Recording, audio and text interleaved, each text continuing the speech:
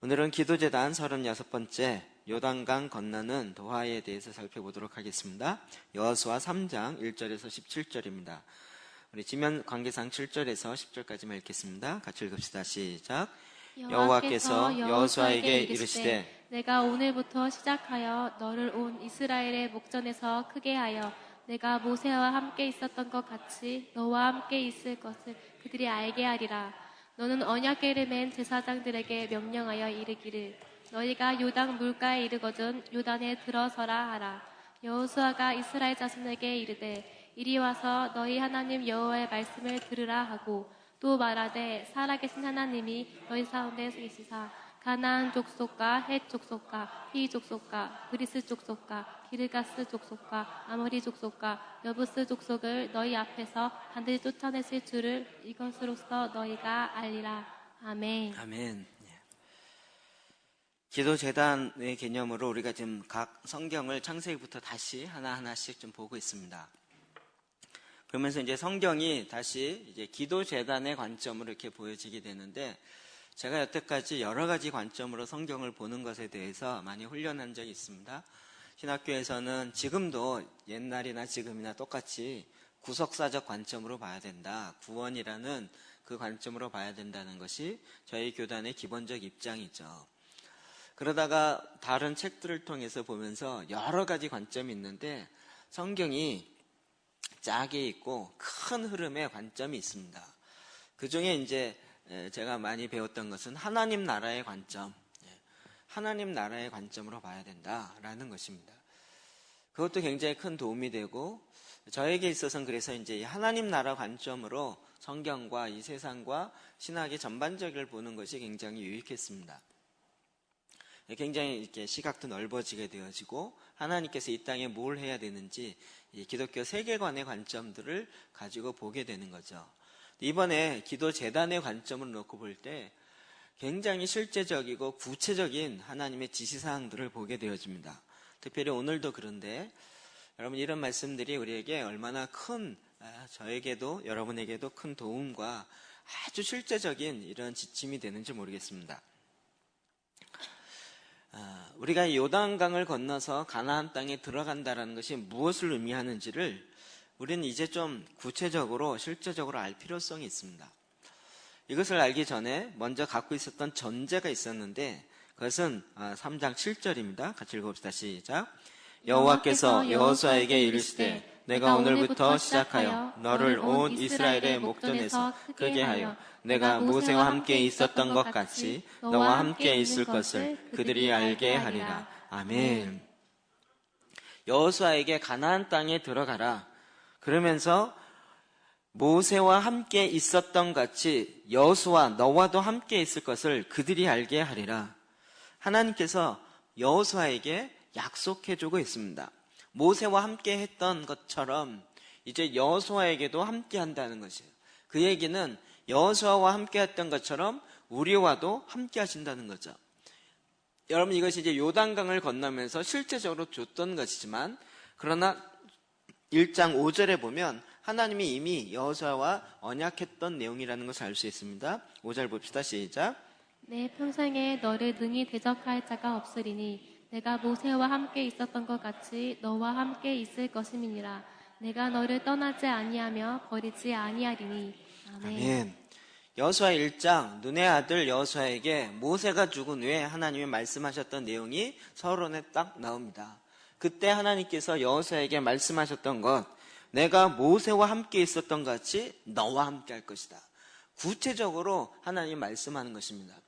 하나님이 우리에게 주시는 많은 하나님의 역사가 있는데, 그럼 이것을 우리가 누리고 온전히 이루기 위해서 가장 전제가 되어지는 것, 그것은 하나님이 나와 함께 하심입니다.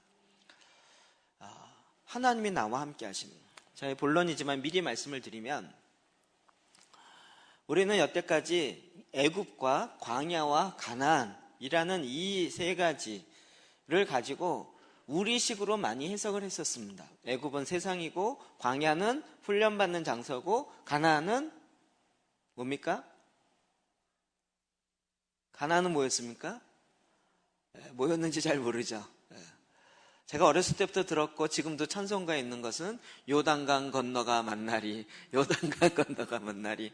가나안은 뭐냐면 요단강을 건너서 죽고 난 다음에 가나안의 저 약속의 땅, 약속의 우리의 본향, 우리의 고향, 그러면 꼭 우리는 적용이 죽어서 가는 그 가나안 땅, 언약의 땅, 이런 식으로 생각했습니다. 그러니까 장례식장에서 부르는 요단강 건너가 만나리, 이게 우리에게 굉장히 익숙했었고 그 해석이 있었던 거죠. 그러니까 지금 여호수아가 가나안에 들어가서 하는 것이 나와의 어떤 관계가 있는가 하는 부분이 거의 안 잡히는 거죠. 우린 요단강 건너가서 하나님 천국에 들어가면 되는데, 게다가 이 구원에 대한 굉장히 좁은 개념만 갖고 있어서 홍해만 건너면 구원받다, 세상으로부터 구원받았기 때문에 천국 갈 수밖에 없다라는 장로교의 아주 독특한, 그리고 너무 지나친, 원래 의도와는 좀 어긋난 숙명적인 그런 구원론을 갖고 있어가지고 저절로 천국 갈 수 있다라고 생각하는 착각이 있는 거죠. 그러니까 예수 믿고 난 다음에 이 땅에서 무엇을 해야 되는지가 잘 안 잡히는 거예요. 그러나 여러분, 이게 가나안 땅이 정말 우리가 죽어서 가는 천국을 상징하는 걸까요? 그리고 홍해를 건너는 것이 여의가 세례이고, 그러면 요단강을 건너는 건 뭘 의미하는 걸까요? 이런 부분에서 전에는 이런 것들이 적용하고 그러니까 구속사적인 관점에 너무 좁은 관점으로 보니까 이렇게 좀 알레고리컬한 해석들이 굉장히 많이 나왔고, 이런 것이 그냥 옳은 것인 것처럼 느끼고 있었던 것입니다. 그런데 하나님은 우리에게 가나안 땅을 다시 정복하라는 거예요. 여러분, 이것이 우리가 지금 계속적으로 트랜스포메이션의 큰 그림 속에서 보는 것처럼 하나님이 인간을 만드시고 땅에 충만하라, 땅을 다스려라, 땅을 정복하라. 하나님이 국경, 지경을 정하시고 그 땅마다 살아야 될 나라들을 택하시고 그 나라 백성이 그 나라 땅에 과여 살도록, 그래서 하나님이 주신 그 일을 하게 하는 것이 하나님의 원래 계획이셨죠. 이 계획이 어그러지고 깨트러지면서 오히려 이 세상은 더 혼란이 오지만, 하나님께서 다시 그 첫 문화명령이라고 이야기하는 창세기 1장 26절 28절의 이 말씀이 지금 오늘날 우리에게도 유효한 거죠.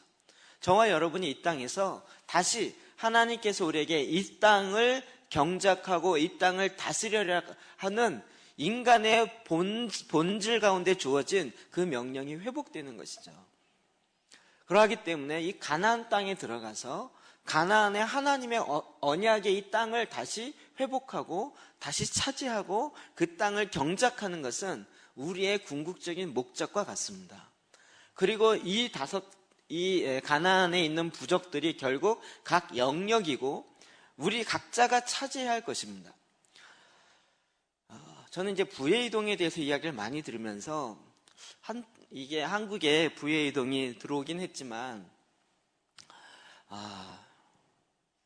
원리는 이해가 돼요. 원리는 애굽할 때 그냥 나오지 아니하고 아브라함에게 500년 전에 언약했던 것처럼 큰 불을 가지고 나오리라 라고 되어 있었고, 정말 이스라엘 백성들이 출애굽할 때 애굽에 있는 금은보화를 싹 가지고 나오게 되었고, 이와 같은 부의 이동이 실제로 있었던 것을 보면서 그 부의 이동이 있다라는 것 자체는 인정이 돼요. 그런데 부의 이동이 어떨 때 되는가 라는 부분에 있어서는 그냥 하나님이 축복하심으로 부의 이동이 그냥 오느냐, 제가 보기엔 그렇지 아니하고 하나님이 그것을 어디에 두셨냐면 가나안 땅 가운데 두시는 거죠. 우리가 원래 있어야 할 그 자리, 우리가 다시 회복하고 다시 차지할 그 자리, 그래서 사탄이 우리의 것을 빼앗아가고 우리의 것을 도둑질해갔지만 그것을 다시 찾아올 때 나에게 주는 하나님의 축복, 나에게 주는 하나님의 그 놀라운 언약의 부의 이동부터 시작하여 이것들이 오게 되는 거죠. 제가 이 실제 영역과 이 영역에 대한 이야기를 한동안 막 배울 때 그냥 굉장히 큰 그림만으로만 생각하다 이것이 그냥 딱 개인에게 적용되는 걸 봤습니다. 여러분, 정치 영역에 회복되어야 할 것이 뭐죠? 정치 영역? 제가 간간히 제목만 말씀드렸는데, 정치 영역은 대통령이 되고 시장 되는 게 중요한 것이 아니라 하나님이 그 영역에 우리에게 중요한 하나님의 성품이 회복되어야 되는데 그것은 뭐라고요? 정치 영역은 섬김이라고요. 호스피탈리티라는 섬김이라고요. 그러니까 이 섬김이 개발되어지고 섬김을 잘하는 이 일이 정치 영역이 있어야 되는 거예요. 이것이 바른 목적으로 가지 않으니까 이 정치 영역에 주는 힘으로 섬기는 것이 아니라 자기의 이익을 위해서 쓰게 된다 그랬죠. 그러면 경제 영역은 어떤 성품이 있어야 될까요? 경제 영역은 어떤 성품이 있어야 하나님이 그에게 맡기실까요? 청지기 정신이죠. 그래서 성실함입니다. 여러분, 경제 영역에 하나님이 축복하셨던 사람들 보면 그 청지기에 성실함들이 다 있습니다. 돈을 무슨 이렇게 뭐라 그러죠? 일확천금하듯이 어느 날 갑자기 돈벼락 맞아가지고 와 이렇게 이런 게 아니라 예수를 안 믿는 사람이라도 그들 가운데 공통적인 성품이 있는데 그것은 뭐냐면 성실함, 청지기의 성실함이 있다는 것이에요. 이렇게 해서 영역 모든 것들이 회복되는 거예요. 스포츠 영역은 뭐예요? 힘의 절제예요. 스포츠 영역은 이기는 게 아니라 절제예요. 여러분, 이런 모든 영역마다 다시 회복돼야 될 성품이 있는 것이에요.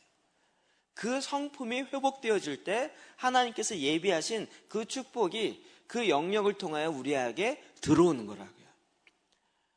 그러니까 왜 하나님 나에게 돈의 축복을 안 주십니까? 하나님 뭐라 그럴 것 같으세요? 주면 많이 주면 어떻게 하려고? 많이 주면. 제가 이 얘기 몇 번 드렸는데요. 그때 어떤 아프리카 목사님 초청해서 집회를 처음 할 때 그분과 저녁 식사를 같이 했어요. 식사하는 것을 어떤 이렇게 경제 영역에 있는 집사님이 냈어요. 그래서 이분이 오늘 밥을 사십니다. 좀 축복하며 기도해 주십시오. 근데 기도를 해요. 근데 기도하다 이렇게 기도하는 거예요. 하나님, 정말 경제 영역 그러면 돈이잖아요. 돈. 우리는 보통 하는 돈 많이 벌게 하십시오.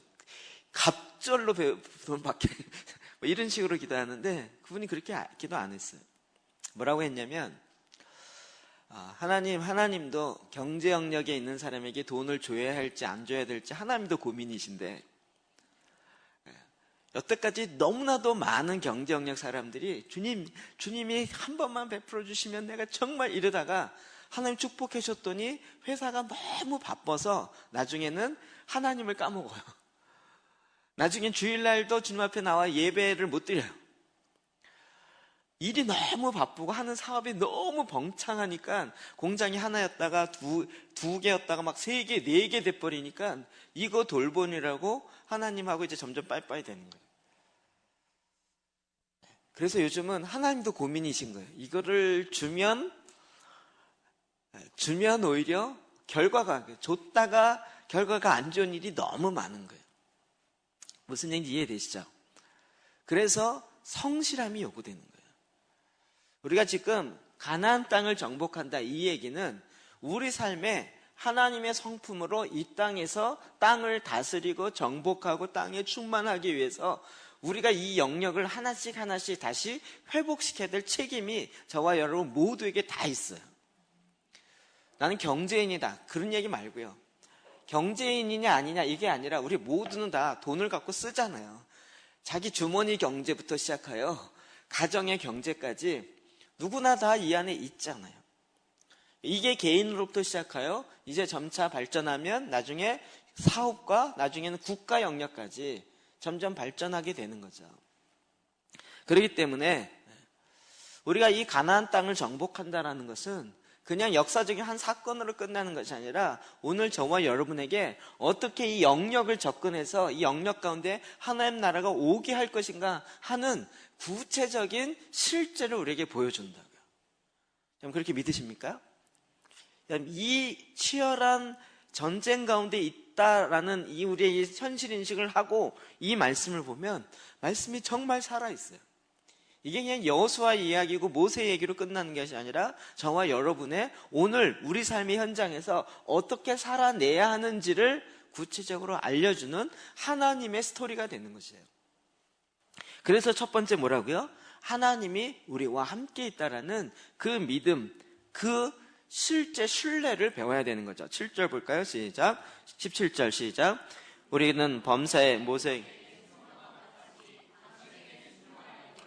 오직 당신의 하나님 여호와께서 모세와 함께 계시던 것 같이 당신과 함께 계시기를 원하나이다. 아멘. 이 세상에 가장 두려워하는 사람이 누구예요? 하나님이 함께하는 사람이에요. 하나님이 함께하는 것을 주변 사람들이 다 알 때 그 사람은 너무 무서운 거예요. 제가 전에 말씀드렸죠. 주의 음성 듣는 사람 제일 무섭다고. 목사님, 제가 주님의 말씀을 들었는데요. 이러고 얘기하면 저도 혹시 나에 대해서 뭐라고 얘기하셨을까? 요즘은 두렵진 않아요. 이 세상 사람들도 신기가 있는 사람 제일 무섭다니까요. 근데 저와 여러분은 다 신기가 있는 사람들이니까요. 하나님이 함께하는 사람, 세상적인 생각으로는 이해가 안 되는데 오히려 반대로 살아가는 것 같은데 뭔가가 있는 거예요. 하나님이 도우심의 손이 있다라는 걸 보는 거죠. 여러분 정말 하나님이 나와 함께 계신 걸 믿으십니까? 여호수아뿐만 아니라 지금 나에게도 하나님이 함께 하신 걸 믿으십니까? 이걸 머리로만 믿는 것이 아니라 내 삶의 현장에서 믿으십니까? 마태복음 28장 20절 볼까요? 시작. 내가 너희에게 분부한 모든 것을 가르쳐 지키게 하라. 볼지어다 내가 세상 끝날까지 너희와 항상 함께 있으리라 하시니라. 아멘. 볼지어다 내가 세상 끝날까지 너희와 항상 함께 있으리라. 예수님이 아예 확인 도장을 찍으셨습니다. 저와 여러분에게 주님이 함께 계십니다. 함께 계시다는 것을 언제 나타나요? 실제 상황이 딱 되면, 고난이 오고 전쟁이 일어나고 실제 이런 영적 전쟁이 일어나고 이런 상황이 딱 되면 이 사람이 정말 하나님이 살아계시는 것을 믿는지 안 믿는지가 딱 드러나는 거예요. 실제 상황이 딱 돼보면 그 실제 상황 속에서 하나님은 과연 어디 계시냐 하는 거죠. 우리가 이와 같은 영역 가운데 들어가 하나님이 주신 그 나에게는 축복, 빼앗겼던 축복을 다시 회복하기 위해 가장 첫 번째로 전제가 되어야 하는 것, 하나님이 나와 함께 하시는 거예요. 우리 자매 여러분, 하나님이 나와 함께 하신 걸 믿으세요? 믿으시죠? 하나님이 나의 남편도 준비해 놓은 거 믿으세요? 준비 안 해놓을 것 같으세요? 나에게 딱 맞는 남자 준비해 놓으셨겠죠? 안 믿어지세요? 그게 어디 있는지 몰라서 문제지 준비해 놨을까요? 안 해놨을까요? 이게 이제 이상하게 하나님이 나와 함께 하십니다. 그런데 막상 결혼하려면 그 하나님 어디 계신지 잘 안 보이는 거예요. 막상 어떤 사업을 딱 하려면 하나님 나와 함께 하시는데 교회에선 함께 하시는 것 같은데 그 사업의 현장에는 하나님 어디 계시지? 하나님 함께 계신다고 하면서 실제적인 삶의 구체적인 문제에 있어서는 하나님이 어떻게 나와 함께 하시는지에 대해서 전혀 모르는 거예요. 알려고 하지도 않고. 그래서 완전히 이게 두 개로 나눠져 있는 거죠. 하나님 이분에서 우리에게 이제는 정말 하나님이 함께 하시는 것의 실제적인 삶을 우리에게 차원이 다른 삶을 우리에게 보여주기 위해서 참 재밌게도 홍해와 요단강을 건너는 이 사건을 이스라엘 백성 가운데 허락하십니다. 제가 이번에 이걸 두 가지를 좀 비교해 보게 되었는데요. 홍해를 건넜던 사건과 요단강을 건넜던 사건. 자, 홍해를 건널 때 누가 지도자였습니까? 요단강을 건널 때는 여호수아입니다. 그래서 저는 지금 여호수아 세대라고 믿습니다. 홍해를 건널 때는 모세 한 사람에 의해서 이끌어졌고 이스라엘 백성들이 거의 오합지졸에 가깝지만 그 모세 한 사람의 지도력에 의해서 이끌어져서 홍해를 질서 없이 마구잡이로 건넜습니다.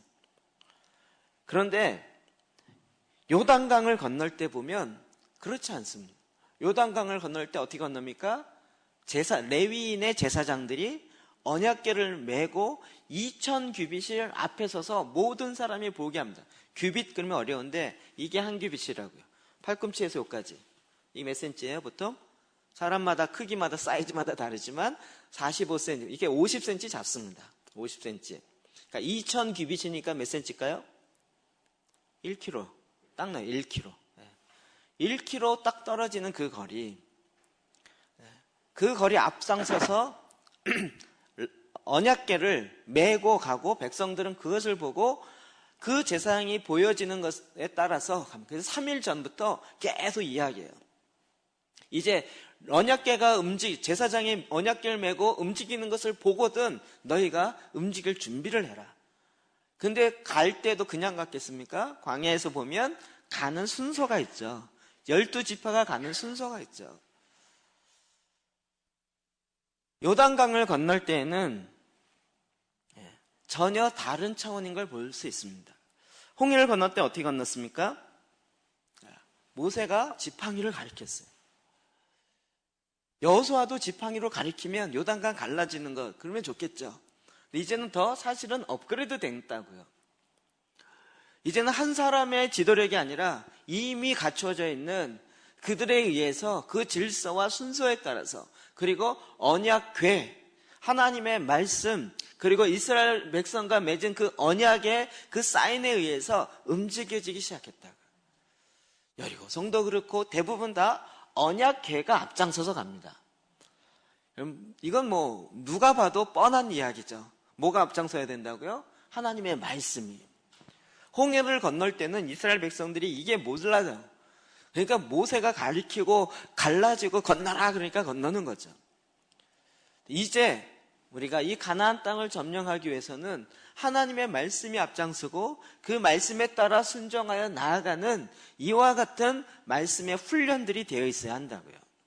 내 마음대로 건너자 이게 아니라고요. 그럼 그 결과를 놓고 볼 때 결국 이 일을 통하여 모세도 여호와와 그의 종 모세를 믿었더라. 또 요단강 건널 때에도 모세처럼 여호수아를 믿게 되어지고 여호와를 항상 경외하게 되는. 그런데 재밌는 것은 이 사건과 있고 난 다음에 일어나는 같은 요소가 반복되는 것을 봐요. 요단강 홍해를 건너고 난 다음에 14장에 그 다음에 이스라엘 백성들은 곧바로 가나안 가는 게 아니라 어디로 가냐면 시내산에 가서 언약을 맺습니다. 그리고 말씀을 받고 그 언약의 내용을 받고 그리고 21장인가 넘어가면 정탐꾼 파송하는 사건이 나옵니다. 그런데 이 요단강을 건널 때는 굳이 이미 언약의 말씀을 갖고 있기 때문에 다시 언약을 받을 필요가 없는 거죠. 그래서 2장으로 가면 곧바로 정탐꾼을 보냅니다. 여기는 12명을 보내고 여기는 시팀에서 2명을 보내서 여리고성을 정탐하게 합니다. 이 12명이 40일 동안 광야를 전체를 다 돌아보게 하고 여기는 2명이 그 여리고성을 정탐해서 들어가서 가는데 들어간 것이 걸리죠. 그래서 어떻게 됐습니까? 신고가 들어간 거죠. 그리고 숨겨진 기생 라합의 집에 경찰들이 들어오는 거죠. 근데 기생 라합이 숨겨줍니다. 이 정탐한 이후의 사건 때문에 이스라엘 백성이 결국 40일 정탐한 것을 곱하기 1년 해서 40년 동안 광야를 돌게 되어지는 계기가 되죠. 왜 그렇습니까? 믿지 않았기 때문에. 하나님은 굉장히 좀 역설적인 얘기인데요. 60만 명이라는 숫자에 연연해 하지 않습니다. 믿는 사람이 없을 때는 그 60만 명이 아니라 600만 명이라 할지라도 믿는 사람이 없을 때는 필요가 없는 거예요. 그런데 40년 후에 그 두 사람 정탐꾼에 의해서 보고되어진 이야기를 듣고 오히려 하나님 살아계신 것들을 알고 그들이 그 말씀 앞에 순종합니다. 그 정탐꾼이 다시 돌아가서 뭐라고 이야기합니까? 2장 뒷부분 읽어드릴게요. 그들이 가서 산에 이르러 뒤쫓는 자들이 돌아가기까지 사흘 거기 머물매 뒤쫓는 자들이 그들의 길가에서 두루 찾다가 찾지 못하니라. 그 두 사람이 돌이켜 산에서 내려와 강을 건너 눈의 아들 여호수아에게 나아가서 그들이 겪은 모든 일을 고하고 또 여호수아에게 이르되, 정탐꾼이 했던 이야기입니다. 그 앞에 12명의 정탐꾼이 40일 동안 해서 그 중에 10명이 했던 얘기는 뭐죠? 그들이 기골이 장대하고 안악자손과 네피림을 봤는데 그들에게 우리는 메뚜기입니다. 메뚜기 컴플렉스에 빠져서 이렇게 보고했어요. 그런데 요단강을 건너 그 여리고성을 정탐하고 어떤 사람이 이렇게 보고합니다. 여호수아에게 이르되, 진실로 여호와께서 이 온 땅을 우리 손에 주셨으므로 그 땅의 모든 주민이 우리 앞에서 간담이 녹도이다 하더라. 그들이 여리고성에 있는 사람들의 마음이 간담이 녹았어요. 정신을 잃었다고요. 저는 이거 말씀 보면서 너무 막 짜릿하고 신이 나는 거예요. 여러분 별로 신나지 않고 졸리는 표정으로만 있는데, 여러분 그 기생 라합이 이 정탐꾼을 숨겨주면서 했던 이야기가 2장 9절에 나와요. 말하되 여호와께서 이 땅을 너에게 주신 줄을 내가 아노라. 우리가 너희를 심히 두려워하고 이 땅 주민이 다 너희 앞에서 간담이 녹나니 이는 너희가 애굽에서 나올 때 여호와께서 너희 앞에 홍해 물을 마르게 하신 일과 너희가 요단 저쪽에 있는 아모리 사람의 두 왕 시온과 오게에게 행한 일 곧 그들을 전멸시킨 일을 우리가 들었습니다. 40년 전에 홍해를 건넌 일을 들었어요. 너희와 함께 있는 하나님이 홍해를 갈라지고, 여러분 이게 요단강 사건이 아니라 홍해를 건넌 사건이에요. 40년 전부터 여리고성 사람들은 두려워하고 있었어요. 그의 마음이 녹았어요. 이스라엘 백성이 어떠함이 아니라 그들과 함께하는 하나님을 본 거예요. 근데 정작 하나님이 함께하고 있는 이스라엘 백성은 안 믿은 거예요. 그러므로 그 세대에는 가나안에 못 들어간 거죠. 그럼 이 요단강 건너는 사건과 홍해 건너고 나서 정탐꾼 보내는 사건은 완전히 정반대의 결과를 보게 되어집니다.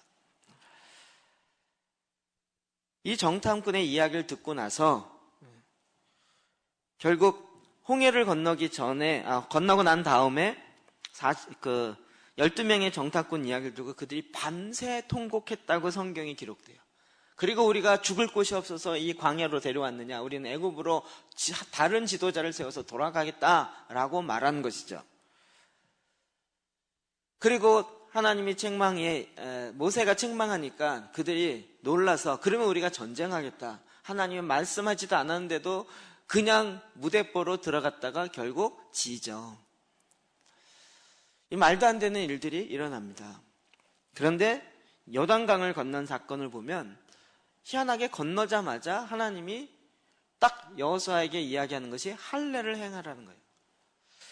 여러분, 할례를 행하고 그것이 다시 아물 때까지 시간이 걸립니다. 전쟁하기 전에 이런 것은 군사력에 있어서 막강한 손실이에요.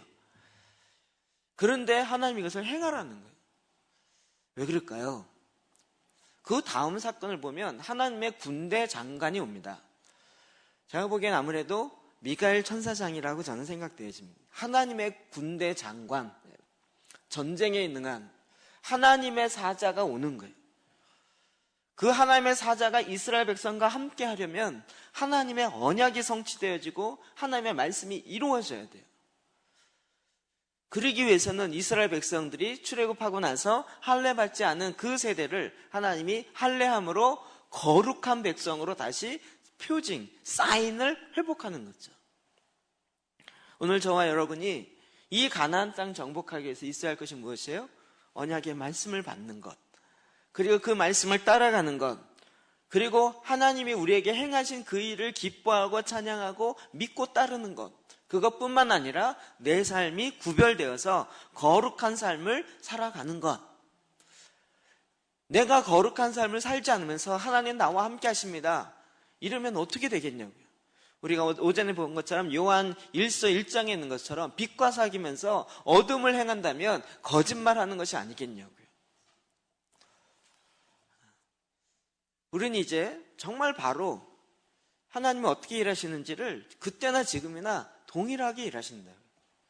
우리의 마음에 경제 영역과 이런 부분을 위해서 기도하고 내가 그쪽에 부르심을 있다고 하면서 내 삶이 거룩함이 회복되어지지 않는다면, 하나님과 함께하며 하나님의 임재와 하나님의 목적을 위해서 내 삶을 따로 띄워놓는 그 훈련이 되어지지 않는다면 가나안에 들어가서 싸워 이길 수가 없습니다.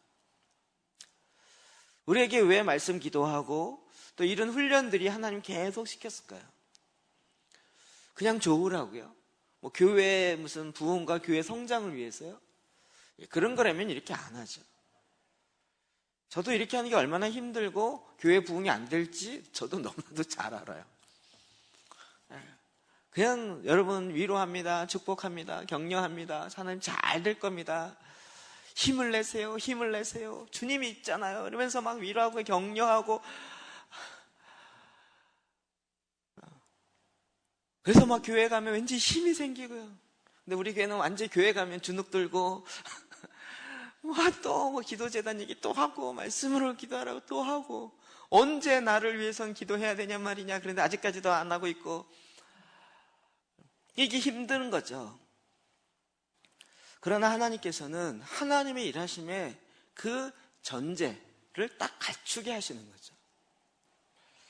하나님이 딱 이것이 준비되어졌을 때 하나님이 그 다음에 일을 시작하는 거예요. 하나님이 함께 하려도 하나님이 함께 했는데 적군을 향하여 군대 장관이 해야 되는데 함께 했는데 함께한 이스라엘 백성들의 죄가 더 많으면 어떻게 될까요? 함께한 군대 장관이 야 니들부터 쳐야겠다. 하나님이 함께 하셔서 여리고성을 이스라엘 백성의 군사력을 이기지 않는 게 뻔한데 하나님의 도우심으로 이길 텐데, 하나님이 나와 함께 하심으로 이기는 게 당연한 건데, 그러려면 우리가 갖춰야 될 조건이 있잖아요. 그것이 언약을 지키는 것이고 그것이 하나님의 계명의 말씀들을 다시 회복하는 거예요. 저희가 안식일 샤밧 예배가 다시 시간이 회복되어지고 절기에 대해 제가 요즘 하나님 이런 걸 왜 우리로 하여금 알게 하실까? 왜 나로 하여금 알게 하실까? 저 요즘에 약간 좀 두려움이 있는데요. 제가 일부러 수요 예배랑 금요 예배는 유튜브에 안 올려요. 그때는 제가 하도 막말을 많이 해서 조심 안 하고 얘기를 하기 때문에 나가면 좀 위험한 발언들이 있어서 어떨 때 막 실명도 얘기하고 이래서 주일날 요 오전 오후 예배를 유튜브에 올리는데 굉장히 많은 사람이 봐요. 그리고 이번에 절기 했던 거를 10번에 걸쳐 한 걸 했더니 굉장히 많은 분이 봤어요. 그리고 전화가 희한한 전화가 많이 와요.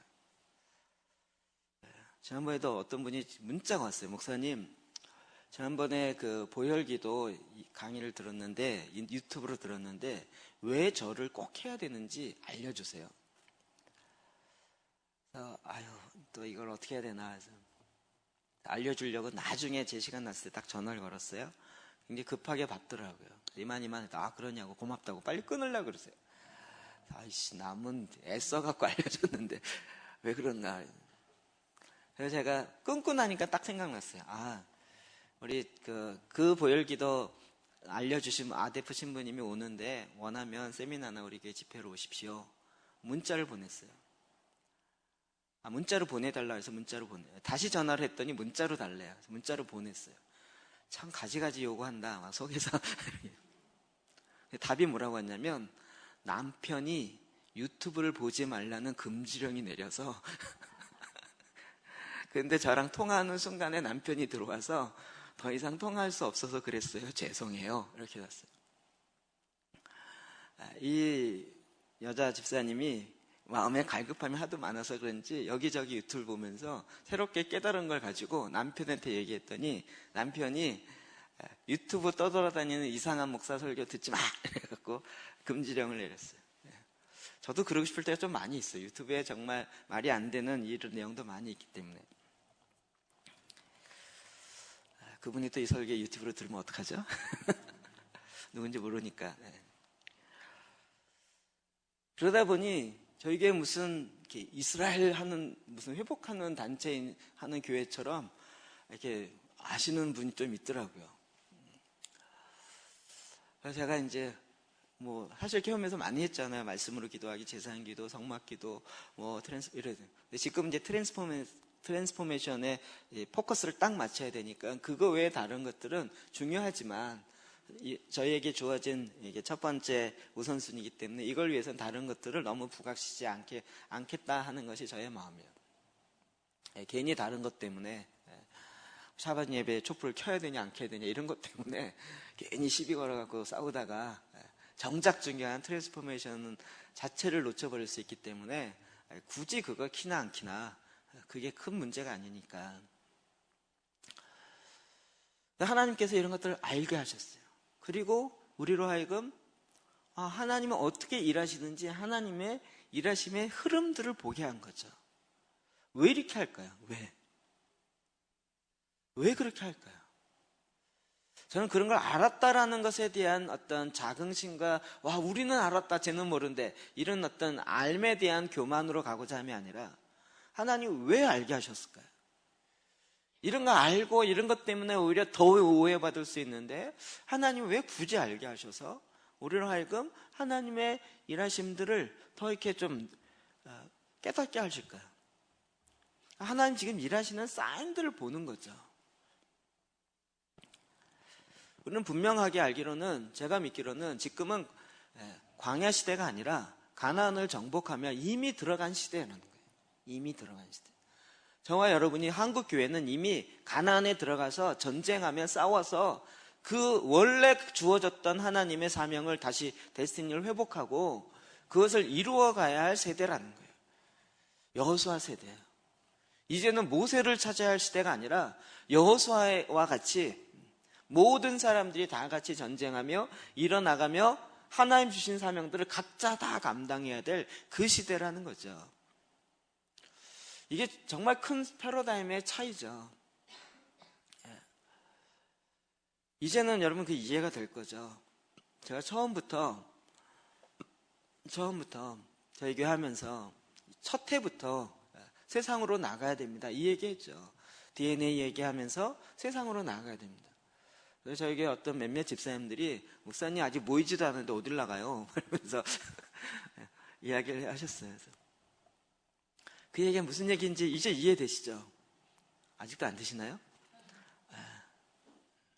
우리는 많이 모이는 것의 목적이 아니라 교회는 세상을 향하여 하나님 주신 말씀을 나눠주는 것의 목적이 있는 거죠. 소금이 모여있으면 아무 쓸데가 없다고요. 소금 자루에 있는 소금은 소금이긴 한데 아직 사용되진 않고 있는 거라고요. 소금은 세상에 뿌려져야 된다고요. 세상으로 나가서 흩어져서 소금의 역할을 해야 된다고요. 여태까지 한국교회는 모이자 모이는 것을 패하는 자의 어떤 자의 습관과 같이 하지 말고 이러면서 막 얘기하고 하면서 모여야 된다. 그래서 몇 명 모였냐 이거 갖고 너무나도 많은 신경을 썼어요. 근데 정작 가나안을 정복하기 위해서는 나가야 되고 나가서 전쟁해야 되는데 그 부분에 대해서는 별로 신경 쓰질 않는 거죠. 근데 이미 우리 시대 자체는 가나안 땅에 들어가서 전쟁하고 그 땅 가운데 하나님 주시는 말씀과 하나님 주시는 그 마음에 따라서 또 그 계획에 따라서 그것들을 풀어내야 하는 거죠. 그러기 위해서는 모든 하나님의 백성들이 언약의 교회를 말씀을 받을 줄 알고 따라갈 줄 알아야 되고 그 말씀 앞에 순종해야 되고 그리고 하나님이 나와 함께하는 이 믿음의 전제 위에서 나가야죠. 여호수아만 함께해도 괜찮습니다. 우리는 함께 안 하셔도 괜찮고요. 여호수아만 쫓아갈게요. 이 세대가 아니라고요. 그래서 이제 요단강을 건넙니다. 3장 8절 볼까요? 시작. 너는 언약궤를 맨 제사장들에게 명령하여 아멘. 제일 먼저 언약궤를 맨 제사장들에게 명령하여 이르기를. 자, 이것이 되어지는 것을 보면 벌써 기본적으로 뭐가 있어야 돼요? 제사장이 있어야 돼요. 언약궤를 맬 줄 아는 제사장이 있어야 돼요. 하나님의 언약궤는 누가 움직여요? 제사장이 움직여요. 제사장이 있어야 하나님의 말씀이 움직여진다고요. 다윗이 빼앗겼던 언약궤를 다시 갖고 올 때 그 언약궤를 누가 끌고 왔어요? 소가. 그러니까 왜 그 벗개를 갖고 오는데 왜 소가 뛰어갖고 사람이 우사가 찢어져 죽었냐고요. 언약궤는 소가 움직이는 것이 아니라 레위인들이 사람의 어깨에 메고 움직여야 돼요. 제사장들이 준비돼야 돼요. 그 제사장은 거룩과 그 정결함으로 준비되어 있는 제사장이 있어야 되는 거예요. 하나님 왜 우리를 제사장 기도와 제사장으로 훈련하는지 아시겠죠? 저도 창피한데 사회경 목사님 만나면 맨날 제 얘기를 뭐라 그러냐면 그때 통역했던 그 프리스카라는 통역하신 분이 이야기를 해요. 일본 가도 어딜 가나 그 얘기를 해요. 그분이 일본에 오신 웬만한 쟁장한 목사님들 다 통역하는데 저 통역할 때 너무 기름 부심이 강해서 본인이 막 휘청거리고 어려워갖고 통역하기 너무 힘들었다는 거예요. 저는 왜 그러시냐고, 저는 그냥 평범한 목사인데 그 얘기를 계속 하고 다녀요. 그리고 이제 지금 돌아와서 보니까 하나님께서 유명하냐 무명하냐 이게 중요한 게 아니고요, 하나님의 말씀에 제사장들이 일어나야 돼요. 그래야 말씀에 벗개를 메고 움직이기 시작하잖아요. 그걸 보고 백성들이 따라가는 거라고요. 여러분이 제사장들로 일어나십시오.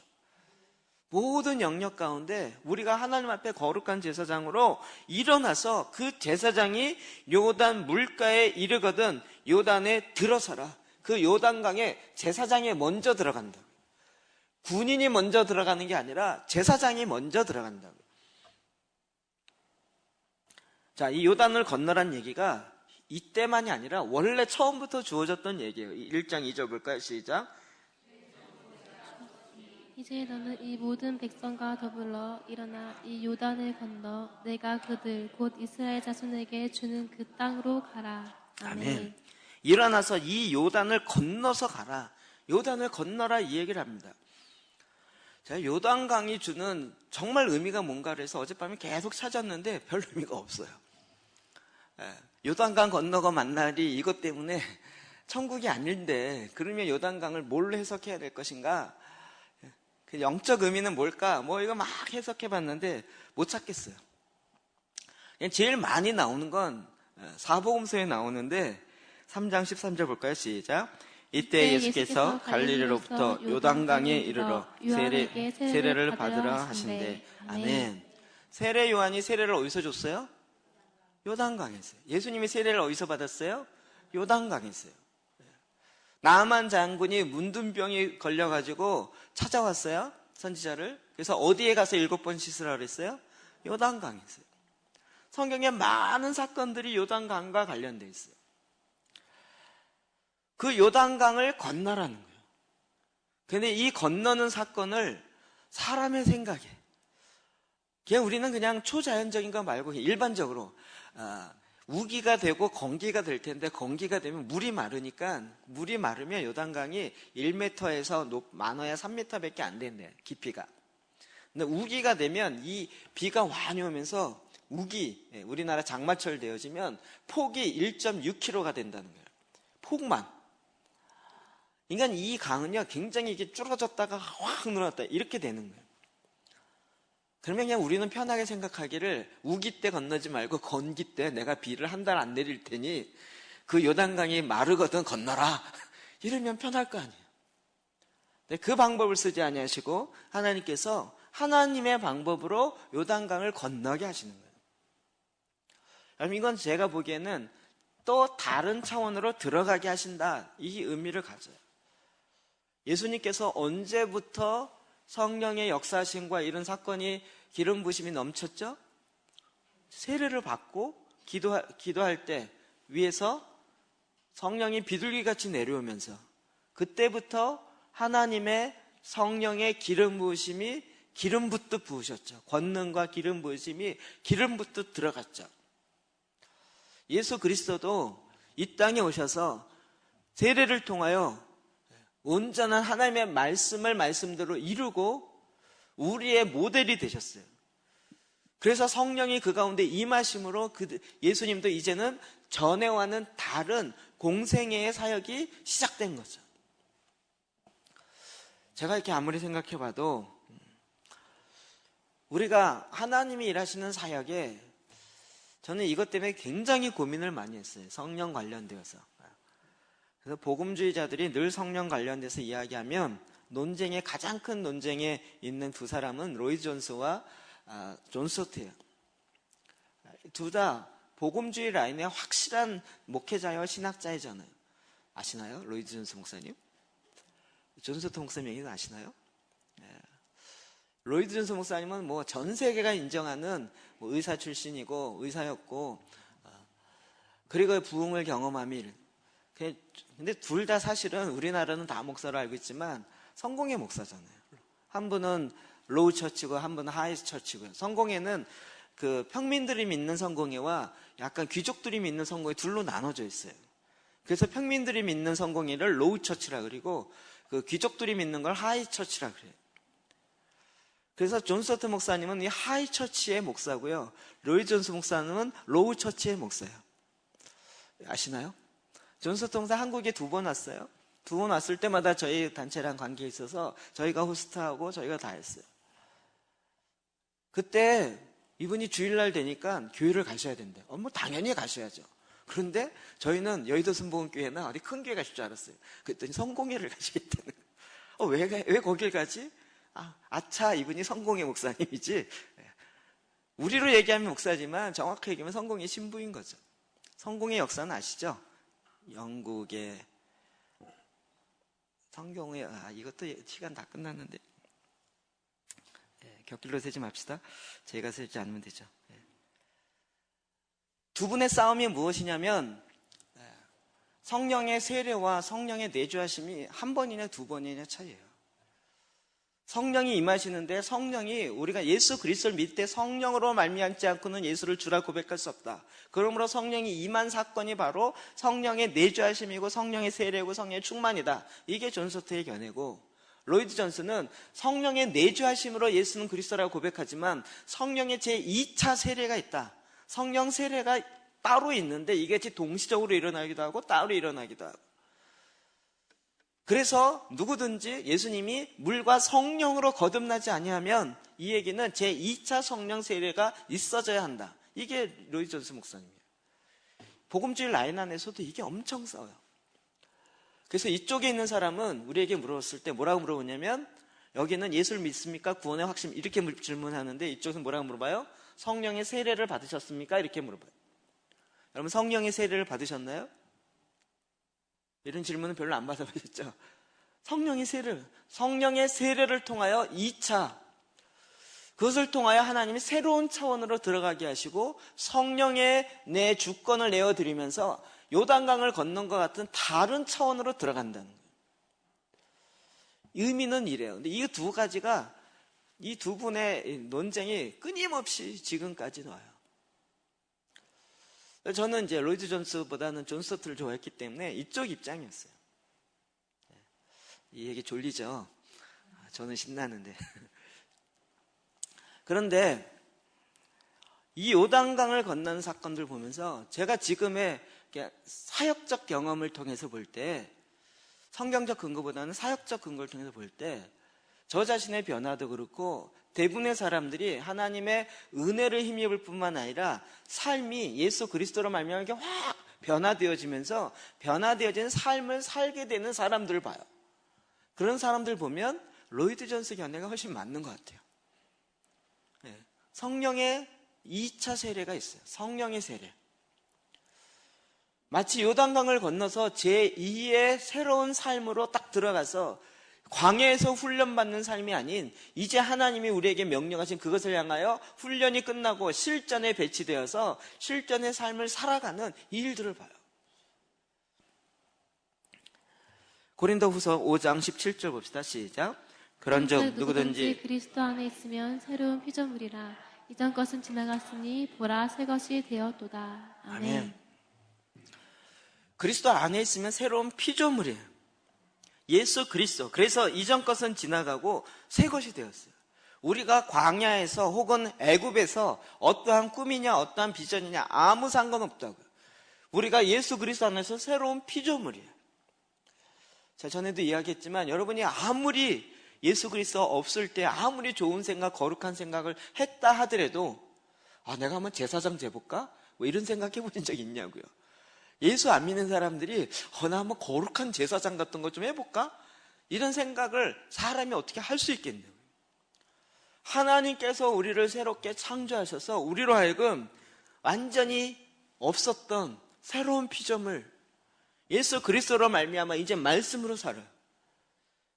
저도 예수 안 믿고 그냥 적당히 살았으면, 예수 믿었었지만 옛날처럼 적당히 살았으면 지금 포크레인 기사하고 살았을 거라니까요. 저의 소원은 이거 안 했으면 포크레인 기사하는 거였어요. 뭐 땅을 정복하고 뭐 땅에 충만하고 그거 나와 무슨 상관이 있어. 내가 그냥 돈 많이 벌고 편하게 벌고 나 먹고 좋은 일 하면 되지. 그런데 하나님이 그렇게 만들지를 않으셨더라고요. 로마서 7장 6절 볼까요? 시작. 이제는 우리가 얽매였던 것에 대하여 죽었으므로 율법에서 벗어났으니 이러므로 우리가 영의 새로운 것으로 섬길 것이요 율법 조문에 묵은 것으로 아니할지니라. 아멘. 우리가 영의 새로운 것으로 섬긴다고요. 우리의 삶의 스타일 자체가, 신앙의 패턴 자체가 완전히 새로운 걸로 간다고요. 영의 새로운 것으로 섬길지니. 내가 갖고 있는 열심으로 섬기는 것에 한계가 너무 있어요.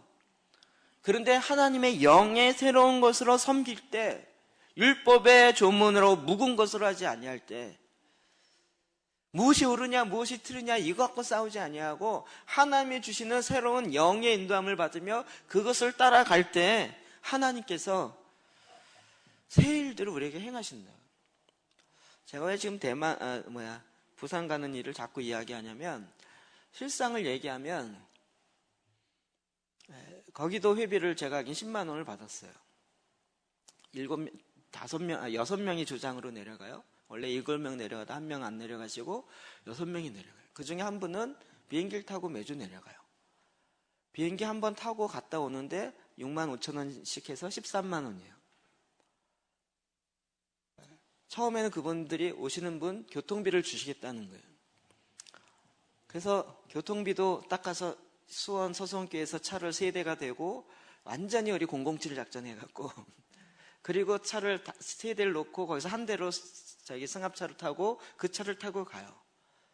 톨게이트 비만 왔다 갔다 10만 원. 그리고 기름값 치면 10만 원이 더 들어요. 그러면 한 번 왔다 갔다 하는데 20만 들어요. 그리고 이걸 8번 해야 돼요. 그러면 20만 원 곱하기 8 하면 160만 원. 비행기 타고 왔다 갔다 한 사람 6만 5천 원. 13만 원 곱하기 8번 하면 답이 안 나와요. 회비를 제가 보기에도 그냥 수고합니다 이거 말고, 그냥 수고해서 주는 수고료 이런 거 말고 그냥 교통비만이라도 준다 그래도 제가 보기에 건서 400 이상 줘야 또 이게 경비가 왔다 갔다 경비만 빠져요. 제가 아무리 생각해도 이게 경비가 감당이 안 되네요. 게다가 또 책도 똑같이 주죠. 책도 4권에다가 우리 그거 해서 책값만 4만 원 나가죠. 그러니까 아무리 생각해도 계산이 안 돼요. 근데 하나님이 그냥 영의 새로운 생각으로 그냥 하라는 거야. 하라. 아니 벼룩도 낯짝이 있지 하라 그러면서 교통비는 있어야 왔다 갔다 할 거 아니냐고요.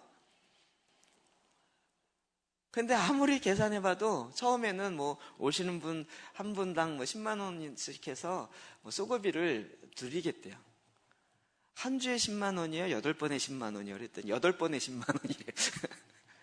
답이 안 나와요. 가기 전에 제가 딱 이야기하면서 어차피 이거 받아도 남물가 어차피 마이너스입니다. 그냥 각자 마음에 감동되어지는 대로 아무것도 받지 말고 갑시다. 더 좋아하시는 거예요. 가는 사람들이. 그래서 나는 그냥 자기는 톨비 자기가 내겠습니다. 자기 기름값 내가 내겠습니다. 자기가 하겠습니다. 그래갖고 가는 사람이 다 이런 한 푼 받지 않고 자기 마음의 감동대로 가는 거예요. 그냥 그렇게 가요. 그래서 거기 가서 신나게 섬기고 또 올라와요. 그러니까 이게 제가 보기에도 이게 쉽지 않은, 돈으로 계산하면 왔다 갔다 경비만 하더라도 건 400 정도 들 정도의 300, 400 정도 들 얘기인데, 그런데 하나님 또 일을 하세요. 제가 지난주 얘기 나누다 보니까 그쪽에서 지금 제 2기 스쿨을 준비하고 있대요. 2기는 이제 알아서 해야 되는 거 아시죠? 그랬더니 조장한 말들도 강사는 오세요. 강사도 웬만하면 본인이 해야 되는 거 아시죠? 그랬더니 하나님이 새 마음을 주세요. 근데 자꾸 지금 옆에서 뜸을 들이면서, 목사님 여기 오시는 선교사님 중에 태국 선교사님 계신데 태국에서 좀 하기를 원하신다는 얘기를 자꾸 하시는데요. 그래서 제가 못 들은 척하고 아니, 태국 가면 비행기 값을 주겠어요? 뭘 주겠어요? 지금 뭐 제천에서도 좀 했으면, 대전에서도 했으면, 저는 몰라요. 그냥 하나님이 일하신다는 거 외에는 답이 없어요. 근데 하나님이 일하시니까 희한하게 하나님이 일하시는 역사를 본다고요. 자, 9절 10절 볼까? 시작. 여호수아가 이스라엘 자손에게 이르되 이리 와서 너희의 하나님 여호와의 말씀을 들으라 하고, 또 말하되 살아계신 하나님이 너희 가운데에 계시사 가나안 족속과 헷 족속과 히위 족속과 브리스 족속과 기르가스 족속과 아모리 족속과 여브리 족속을 너희 앞에서 반드시 쫓아내실 줄을 이것으로써 너희가 알리라. 아멘. 하나님 뭐라고 말씀하셨어요? 와서 너희의 하나님 여호와의 말씀을 들으라. 살아계신 하나님이 가나안의 7 족속을 너희 앞에서 반드시 쫓아내실 줄을 이것으로 너희가 알리라. 7 족속 누가 쫓아내요? 하나님이 쫓아요. 내가 쫓는 게 아니라 하나님이 쫓아요. 요단강을 건너는 것을 통하여서 하나님이 너희와 함께하고 하나님이 이 기적 같은 일을 행하신 것을 통해서 그 가나안에 있는 모든 족속을 하나님이 쫓을 것이라는 것을 너희가 알라는 거예요. 이게 쉽죠. 믿음만 있으면 이게 쉽죠. 이 믿음의 원리를 알았던 사람이 다윗이죠. 사무엘상 17장 골리앗과 싸우는 장면입니다. 다윗이 어떻게 나가요? 47절 시작. 또 여호와의 구원하심이 칼과 창에 있지 아니함을 그의 무리에게 알게 하리라. 전쟁은 여호와께 속한 것인즉 그가 너희를 너희 손에 넘기시리라. 아멘. 전쟁은 누구에게 속했어요? 여호와께 속했어요. 그러니까 골리앗이든지 그 가나안의 그 블레셋 군인들이라든지 다 이 원리가 동일하게 적용돼요. 가나안의 족속은 누가 죽여요? 하나님이 죽이시는 거예요. 그러니까 다윗이 이걸 믿고 있었던 거죠. 그래서 골리앗을 나에게 내 손에 넘기라는 거예요. 넘기실 거라는 거예요. 제가 보기에 다윗이 이 물매 사는 거를 평상시 하니까 그걸 했지, 만약에 다윗이 축구하는 걸 좋아했다면 제가 보기엔 돌 하나 뻥 찼는데 돌이 날아가서 여기 찍혀서 죽었을 거예요. 어떤 걸 썼느냐 중요한 게 아니라 하나님이 그를 다윗의 손에 붙였단 말이에요. 근데 이렇게 하진 않으셨어요. 다윗이 그냥 가서 야 그랬더니 죽어, 이렇게 되진 않았어요. 다윗이 나가지도 않았는데 그냥 골방에 들어가서 하나님 쟤를 죽여 주시옵소서 이랬더니 죽었더라, 이렇게 하진 않으셨어요. 현장에는 나갔다고요. 그가 할 수 있는 일, 물매 늘 하던 거, 그런데 하나님의 손이 그와 함께 하시고 그를 하나님께 붙였단 말이에요. 이게 가나안 정복할 때와 다윗이 골리앗을 무너뜨릴 때랑 같은 믿음이라고요. 이 믿음이 지금 어디 적용돼요? 우리에게 적용된단 말이에요. 우리가 지금 막 영역을 향해 나가고 지역을 향해 나간다, 이걸 어떻게 해요? 그런데 이 원리가 뭐예요? 누가 내쫓으신다고요? 여호와께서 그들을 내쫓으리라. 너는 내 말에 듣고 순종해. 제가 이걸 깨달았어요. 이거를 내가 하는 게 아니구나. 하나님 하라는 거에 그냥 순종해서 가고 내가 평상시 하던 물매 그냥 해서 휙 던졌더니, 제가 보기에도 그냥 휙 던졌더니 하나님이 거기에 바람을 불게 하셨든지 가속력을 붙게 했든지 뭔가 해서 하나님의 손이, 도우심의 손이 이래서 하나님이 행하신 거죠. 저희가 처음 하고 나서 느헤미야 기도하고 2년을 또 안산에 돌리고 이러면서 지금도 다른 도시나 일을 강의할 때 느헤미야 기도 얘기하면 사람들이 감동을 받아요. 2년 동안 한 도시에서 그런 걸 어떻게 하냐고.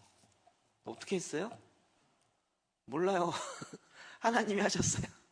어떻게 했는지 몰라요. 하나님이 하셨어요.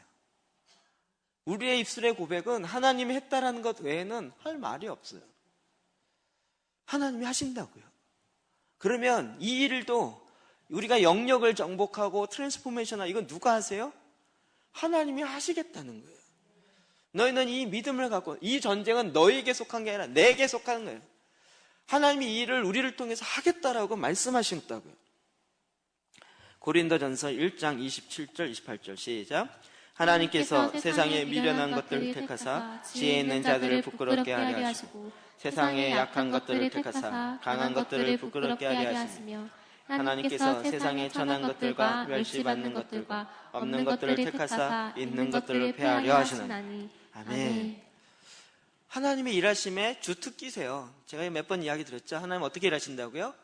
오히려 미련한 것들을 택하사 지혜 있는 자를 부끄럽게 하세요. 오히려 약한 것을 택하사 강한 자를 부끄럽게 해요. 지혜 있는 자를 택하면 어떻게 될까요? 내가 지혜로워서 했다 이렇게 얘기하니까요. 강한 자를 택하면 내가 강하니까 내가 힘 좀 썼지 자꾸 이렇게 얘기한단 말이에요. 이 싸움이 칼과 창에 있지 아니하고 힘에 있지 아니한 걸 알기 때문에 오히려 약한 자를 들어 쓰는 거예요. 여러분 지혜로운 자입니까? 미련한 자입니까? 세상적으로 보기에 여러분 가방끈이 기십니까? 짧으십니까? 하나님은 어떤 사람을 더 좋아한다고요? 짧을수록 좋다고요. 짧을수록. 여러분 강하십니까? 약하십니까? 세상적으로 약할수록 좋다니까요. 우린 약하기 때문에 못해 그러는데 약하기 때문에 하나님이 우리를 들어서 하나님이 일하신 것들을 나타내시겠다고. 하나님이 지금도 이 일하심은 동일하단 말이에요. 그러니까 요단강을 건너면서 약한데 미련한데 뭔 있어야 돼요? 하나님이 나와 함께 하신다. 하나님이 나와 함께 하신다. 그리고 이 전쟁은 하나님께서 완전히 그 가나안의 족속들을 쓸어버리겠다라고 말씀하셨다. 하나님의 도움의 손이 하나님이 일하셔서 하나님이 함께 하신다. 저는 그것을 믿기로 했어요. 믿고 나니까 하나님의 도우심의 손이 나타나는데 그게 너무 신기한 거예요. 부산도 가며 오면요. 정말 쉽진 않아요. 그리고 밥 먹는 끼니가 참 애매해요. 7시 20분에 만나야 되니까 아침을 거의 못 먹어요. 가면 첫 번째 휴게소에서 대충 먹고 가자마자 점심시간인데 점심을 여유있게 먹을 수가 없어요. 곧바로 스쿨을 시작해야 돼요. 조장인데 또 찬양하는데 안 들어가고 뒤에서 뭐 이렇게 먹고 이럴 수 없잖아요. 끝나고 저녁을 먹고 오면 12시간 넘어가고요. 그 다음날 이틀 동안 해롱해롱거려서 끝나자마자 도망 오듯이 빨리 와야 집에 11시나 들어올 수 있어요. 오면서 또 휴게소에서 대충 먹어요. 저희는 지금 휴게소 탐방하는데 기쁨을 가지고 이번에는 여기 휴게소, 이번에는 올라올 땐 저기 휴게소 이러면서 이 휴게소는 어디보다 낫네 이러면서 그냥 또 길이 굉장히 많이 뚫렸더라고요. 어쨌든 길 잘못 뚫려갖고 부산 내려갔다 올라오고 한 번은 잘못 들어가지고. 그런데 하나님이 먹이시고 입히시고 하는 것들을 봐요. 정말 하나님 희한하게 일을 하세요. 그리고 정말 하나님이 하셨다라는 것을 저와 여러분에게 보이게 하세요. 여러분은 내가 뭔가 준비돼야지. 이 준비가 세상적 준비가 아니라 광야에서 하나님 앞에 준비되는 거예요. 언약 맺은 백성인 줄 알아서 하나님의 법궤, 언약궤가 움직여지는 대로 말씀이 움직여지는 대로 내 꿈, 내 비전이 아니라 하나님의 언약의 이 궤가 어떻게 움직여지는 걸 보고 우리가 제사장의 신분이면 그 언약궤의 말씀을 어깨에 메고 움직이기 시작하고 그리고 제일 첫 걸음을 가는 거예요. 요단강에 첫 발을 딛는 거예요. 저도 지금 뭐 교육하고 학교도 몇 군데 이렇게 하지만 가보면 가볼수록 이건 내가 할 일이 아니다라는 게 착 숨이 막히도록 느껴져요. 그런데 이 일의 첫 시작은 누가 해야 돼요? 제사장들이 해야 돼요. 목사가 제사장이라는 얘기가 아니고요. 저와 여러분이 다 제사장의 신분이 있잖아요. 그 제사장이 가서 그곳에 이것들을 풀어놓기 시작합니다. 하나님의 말씀을 풀어놓기 시작해요. 일하기 시작해요. 하나님은 정말 신기하게 일하시는 거예요. 이거 얘기하면 시간 벌써 넘어갔네. 그러니까 지금 저와 여러분의 그 하나님께서 이 일들을 계속 만들어 오세요. 계속. 저희가 지난번에는 아산에 있는 나시르 대안학교요. 나시린 학교죠. 그 아이들 찬양하고 그런 거 너무. 근데 그 목사님이 우연치 않게 다른 선교사님 만나러 갔다가 저희 강의 듣고 저희의 아산에서요. 제가 지난번 예를 들었던. 그래서 지금 아산의 권사님들 2분과 자기 아내와 애들 2명과 선교사님 2명을 태우고 매주 목요일날 오세요. 어제는 전화가 왔어요. 목사님, 다음 주 갈 때는요, 우리 학생들을 다 데려갈게요. 몇 명인데 12명이요. 걔네들에게 기도재단을 좀 강의해 주세요. 아니, 우리 그거 강의하는 우리 자매 하나 있으니까 걔가 하도록 할게요. 그러면 걔 해주세요. 제가 2주 내에 계속 데려갈게요. 하나님 걔네들에게 기도재단 가르쳐 주세요.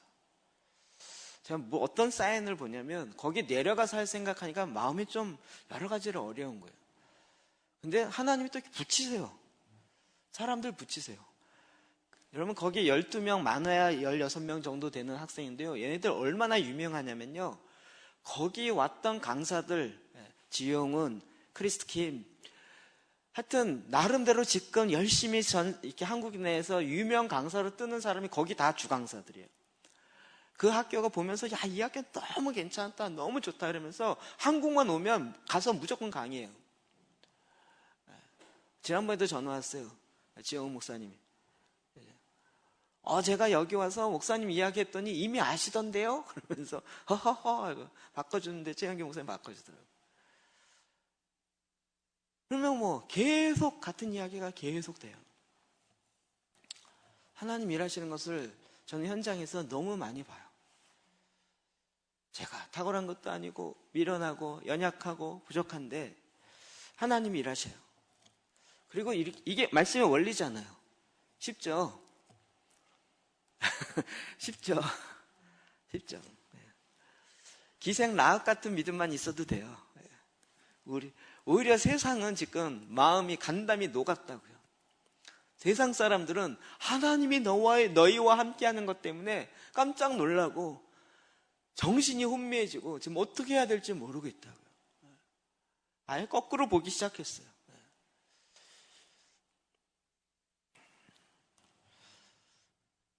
여기 다음 세대를 일으켜야 되고 교육 영역을 살려야 되고 트랜스포메이션을 일으켜야 된다. 이게 따로따로 가다가 이번에 기도하면서 하나님, 얘 그게 왜 따로냐? 하나지. 그렇구나. 한국에 다음 세대를, 마지막 엔타임을 준비하는 다음 세대를 일으키는 것이 트랜스포메이션이에요. 그러지 않을까요? 이렇게 준비되어진 여호수아 세대로 일으키는 것이에요. 학교의 제도의 시스템 안에 묶여있지 아니하고 그 안에 있다 할지라도 다니엘과 같이 오히려 하나님 말씀하신 걸 듣고 하나님의 보좌를 움직일 수 있는 그런 기도를 해내는 다니엘과 같은 그런 세대들이요. 그런 아이들이 일어나는 거예요. 대만에 갔다 오신 목사님이 자기 교회에서 설교하는 것을 제가 우연히 인터넷을 통해서 찾아 들었어요. 그분이 감동인 그거더라고요. 대만에 갔더니 다음 세대에 하는데 아이들이 기도해요. 아이들이 누굴 위해서 기도할까요? 자기 다니는 학교 교장 선생님을 위해서 기도해요. 자기 담임 선생을 위해서 초등학교 아이들이 기도하기 시작해요. 그리고 그 아이들이 하나님 이 말씀대로 이루어 주세요 라고 말씀을 근거로 해서 아이들이 기도하기 시작해요. 우리도 감동되는데 하나님 감동 안 되시겠어요? 하나님이 그 학교 일하기 시작하는 거예요. 여러분 이렇게 얘기해도 긴가민가 졸린데 왜 안 끝나 이러면서 있지만 아이들 세대는 말씀을 그냥 이건 너무 해볼 만하다.